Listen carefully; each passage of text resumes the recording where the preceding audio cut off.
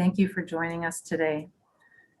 My name is Mena, and I'm a principal with the Trillium Lakelands District School Board.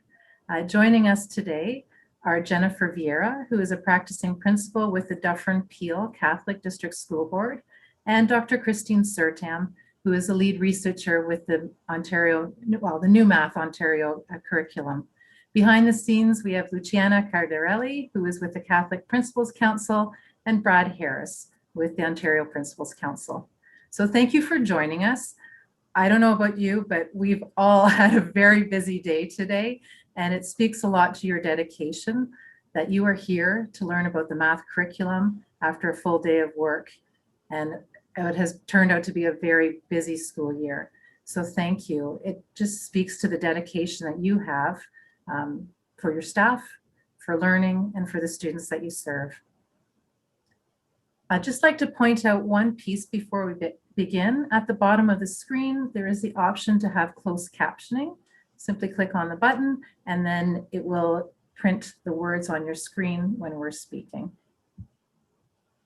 I'd like to begin with a land acknowledgement. As I said, I'm with the Trillium Lakelands District School Board, and I'd like to acknowledge that these lands and waters are the traditional homeland of the Ojibwe Nation and the Huron-Wendat Nation, and now includes communities from the Mohawk Nation, the Potawatomi Nation, the Inuit Nation, and the Métis Nation of Ontario.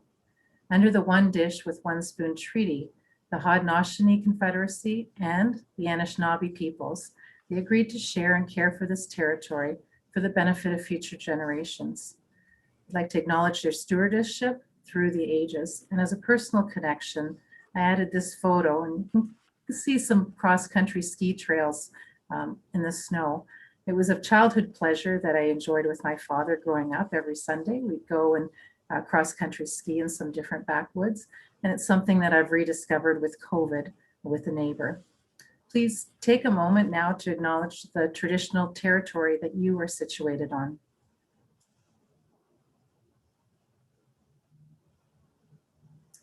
So welcome.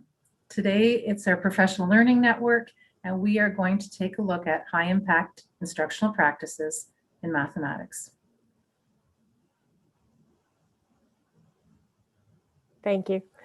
So we're actually going to look at the document called High-Impact Instructional Strategies in Mathematics, or Practices in Mathematics. And here you can just see a quick view of the table of contents to see the variety of different things that this document talks about. If you haven't looked at this document, I would suggest you might want to. It's very handy because it gives you a really short kind of synopsis of each of those strategies. And so it's the kind of thing that you can kind of pick up, glance at a page or two, and get some ideas in terms of things that you'd like to share with your staff. And if we look at the next slide,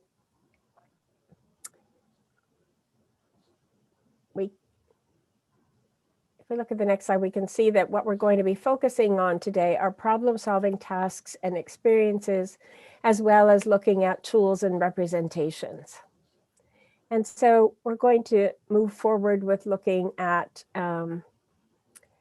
the idea of problem-solving tasks and experiences. And many of these ideas are coming directly from that document. And I think that you know, you're a principal or a vice principal, you've been doing some of these things for a while, and you might notice that many of the things that are actually within this document might seem fairly familiar, but it really helps to have this out there so that it's the kind of thing that we can read and share. So we know that problem-solving tasks and experiences provide opportunities for students to reason, communicate, represent, and connect, as well as to justify their thinking.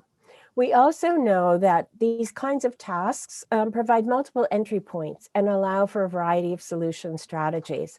So we often call these low floor, high ceiling tasks. So in other words, the idea is that any student can enter because there are multiple ways to approach it. There are different strategies that they can use, but it provides some room for students to actually grow and challenge themselves so that it's kind of not a one size fit all. So it really is accessible to students at various stages of readiness, and it allows them the opportunity to reason, prove, to actually engage in all of those mathematical processes that we actually see in the curriculum. So we might be using it to introduce concepts, build on prior knowledge, incorporate new ideas, or consolidate learning. And on the next slide, we want to engage really kind of quickly, much more quickly than we would with students, in terms of having you think briefly about this problem before we actually think about what student solutions might look like. So take a moment and think about, there are 36 children on the bus. Some are from Miss Adams' class, some are from Mr. Badgey's class. There are 8 more children in Mr. Badgey's class than from Miss Adams' class. How many children are there from Mr. Badgey's class? So take a moment, and how many from Miss Adams' class? Give you a moment and just begin your solution so you can get familiar with the problem.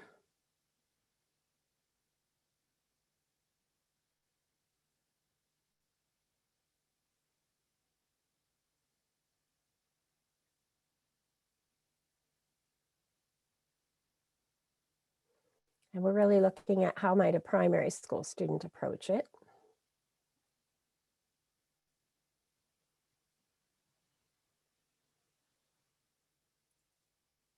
And I hope I'm not rushing you, but we're going to look at some ideas that students have generated around this problem. So if we could go to the next slide. So here we see a variety of different kinds of solutions. And obviously, students might be using, you can see in the top right, they might be using manipulatives. And here we have 2 color counters, which are quite handy because they can easily switch over. Is this a Miss Adams student or a Mr. Badgey student? And we also see the solution that this student has. And there's not a lot of writing here, so it's kind of hard to follow. So this is the one that's over on the right. It says at the top 18 equals a half. So it seems as though they've divided the 36 students into a half. And then somewhere we have the answers. Mr. Badgey's 22, Mr. Adams 14. But if you notice in between those 2 answers, they seem to have 18 minus 4 and 4 plus 18. So I actually said to the student, where did the 4 come from? And they said, well, I divided the 8 in half. And I said, well, what made you think of dividing the 8? And the student said, well, I knew that adding 8 would also be taking away 8. So it would be over 16 instead of over by 8. So interesting. And then we can look at the one over on the top left. We see the student has a picture of a school bus, which is always great, right? With the 36 children. And there was a little bit of a misunderstanding, and it probably was about the ambiguity in the question, in that they thought that there were 8 more students than 36. So you can see how they were kind of building a table to look at that. And then the one below that starts pairing up and matching up students. So kind of building little boxes, and they started actually, they said, with the 8 extras over on the right, and then kind of work through that. So I'm giving you kind of a quick snapshot just to see that students, just with these 3 students, we already start to see of a variety of different solutions that might occur with this problem. And there are many other things that we could have done in terms of approaching the problem, and many different kinds of strategies and different sorts of thinking. So if we look at the next slide, facilitating problem-solving tasks is not that easy. Quite often when, the kind of lesson that maybe you and I were sitting through when we were students is you provide an example, or you take up the homework, you see an example, and then you have to practice questions, kind of the old school 3-part lesson. No, now it's, so how do I as a teacher facilitate these kinds of problem solving tasks? If I don't know where the student's going to go, how can I actually plan ahead what I'm going to actually do with this problem? What mathematical ideas might come out of it? It's difficult to prescribe and define. Here's what you do first, here's what you do next. And so sometimes it's somewhat unfamiliar and unsettling to teachers to walk into a problem-solving task because they don't know where things will go. new ideas and questions arise. And really, how do I, in the end, consolidate the learning? Often we find that that's one of the most difficult things for teachers to do without telling them what they should have learned by doing this particular task. So I've got a few kind of suggestions around that in a really kind of quick way. So if we go to the next slide. First of all, again, an emphasis from this document, the High-Impact Instructional Practices, that this really provides, these tasks provide space for students to, and teachers to facilitate a focused math discussion once they've completed the task. And that's an important piece. It's not just about doing the task and then we move on. And that a skillful teacher will be able to choose specific strategies to get students to share, to bring that thinking forward.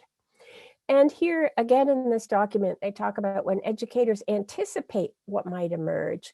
And I gave you a real quick snapshot of that anticipate by asking you to at least dive into this problem. What ideas might emerge? Then they become better prepared to decide what student samples to select, what ways can they connect the mathematical ideas from the student work, and how do they move that learning forward. And on the next slide. I just want to suggest one resource that I actually have used with teachers quite a bit. In fact, I've used kind of with a whole department or a whole division of teachers. And it's called the 5 Practices for Orchestrating Productive Mathematics Discussions. This is not a new book. It's been around for a while, and there are a few articles too if you're not ready to dive into the book. But I've seen some schools use this as a book study. And what I find is helpful about this book is, remember, I said that it's difficult sometimes to think about what does this look like. But this happens to break it down into anticipating, which is what you did in kind of a 2-minute snapshot, but we would spend a lot more time doing if I were working through the full thing with you or with a group of teachers. It's anticipating, trying out the task, looking at how you as a group of teachers might sit together and try the task, what different ideas come up. Then monitoring the students as they're working on the task. And quite often from the stage of anticipating what students might come up with, teachers might create a kind of a checklist. Maybe the students are using algebraic reasoning or proportional reasoning, and the teacher might be making notes about those different groups of students who are using that strategy. And all to a view of then, how do I select and sequence the student work? Not in terms of a hierarchy, not in terms of the most effective methods, but generally what I encourage teachers to do is choose the samples of work that are best representative of the other groups within that class so that students can see their work or a representation or similar work being shared by other groups. And then as a teacher, that idea of connecting the mathematical ideas between the different presentations. So I know one of the articles that the authors, Peg Smith and Mary Kay Stein, wrote before they wrote the book was called Moving Away from Show and Tell. So the idea is that not every group has to share and present. That's not what it's about. But the teacher selects and sequences those groups that share with the view to, over time, making sure everybody's had a chance so that they can actually get to those mathematical ideas that they would like to connect to. Next slide. And now I'll hand it over to Jennifer. Thank you. So you can see it was just a brief little synopsis of problem solving. And so thank you for thinking and putting some of your questions into the chat. We will have an opportunity to dig a little deeper in our breakouts today. But before we do, we're just going to kind of explore the other high impact instructional strategy for your consideration today, and that's the area of tools and representations. So you can see the bullets provided are ideas that have been captured in the fact sheet that you will find in the document. So it highlights some of the key pieces around tools and representations, such as it supports a conceptual understanding of math, providing a way for students to think through problems and communicate their thinking, and explicitly and visually represent math ideas that are abstract. So why is this important, and why is this something we should pay attention to? Because we know that mathematics does involve the study of abstract concepts. Sorry. Hold on a second. Sorry about that. It does involve the study of abstract concepts. And so the teacher plays a key role in allowing students to develop a rich understanding of the math so that they see it as more than just a set of isolated facts and procedures. So let's explore this a little bit further. Anna, if you could move to the next slide. So let's revisit that bus problem again that Chris was talking about. If you look at a task like this and sharing this task with students, this is a rich problem-solving task. The answer isn't obvious. There needs to be some thinking and some strategizing. So we have an opportunity to explore this with a variety of tools, such as manipulatives, so that they can build some concrete models and also visually represent some of the ideas that can be quite abstract. And that can include the use of diagrams.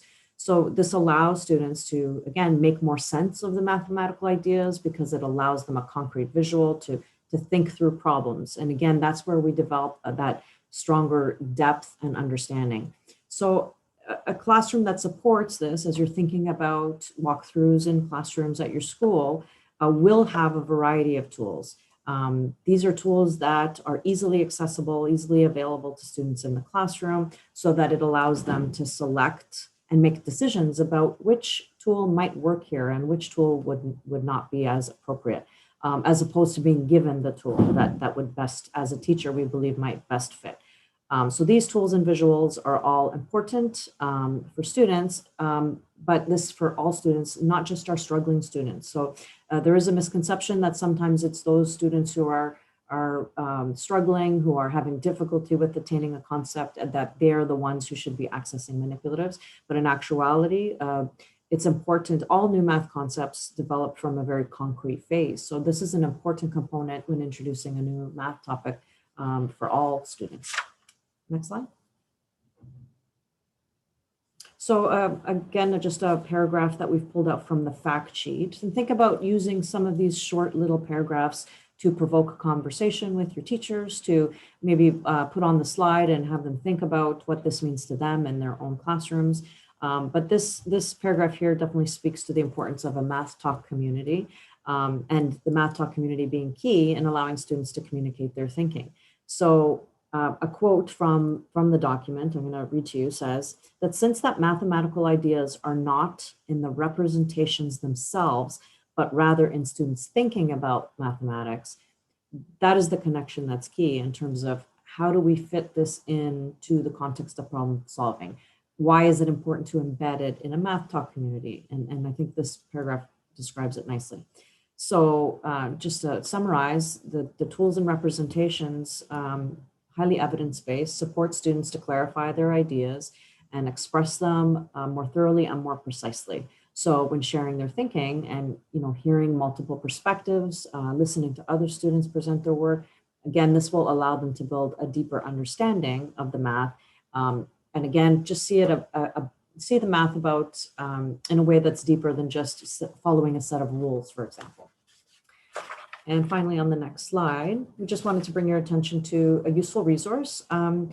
As a takeaway, again, opportunities for quick conversations and discussions, review with teachers. This monograph called Making Space for Students to Think Mathematically is a really good one to explore that tools and representation piece, because it goes beyond the manipulatives and the diagrams, but talks about how that is integrated in the math talk learning community, how the exploration of these topics can't happen without providing a safe space for taking those mathematical risks, working through collaboration, asking good questions as a teacher, and listening to student thinking. So just some food for thought that you can take away in moving forward with some next steps back at your school.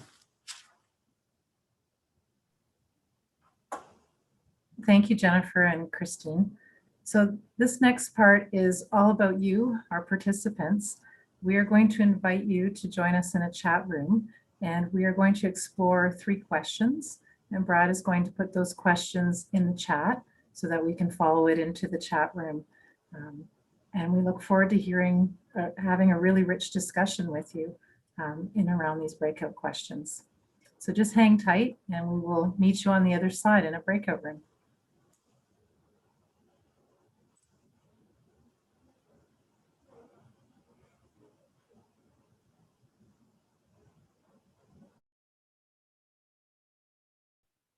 Well, welcome back, everyone. I hope your discussions in the breakout rooms were important and valuable to you.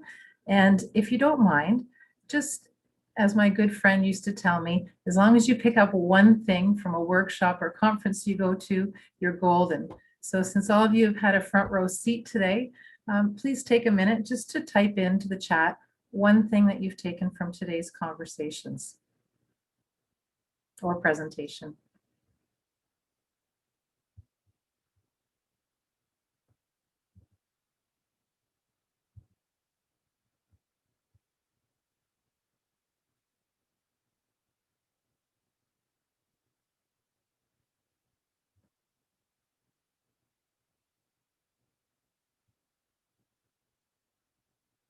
And while you're doing that, I'd just like to bring to your attention that our third professional learning network, to be continued, our discussion on high impact practices, will occur March 30th at 4 o'clock in English.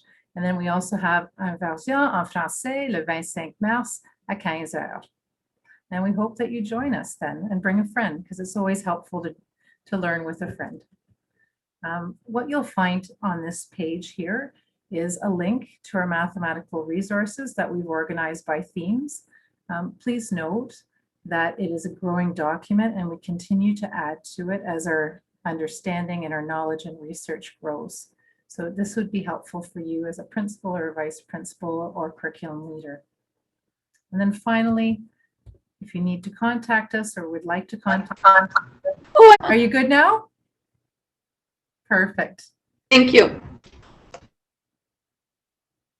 So you can contact us, and here is our contact information.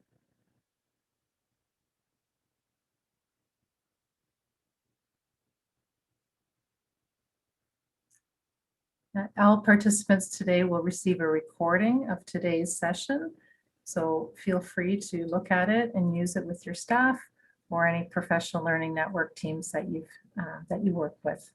Thank you for joining us. Jen, on behalf of Jennifer, Christine, Brad, Luciana, and myself, we hope you have a great night and that you take care of yourselves. Thank you for joining us. Thanks, everyone. Thanks, everybody.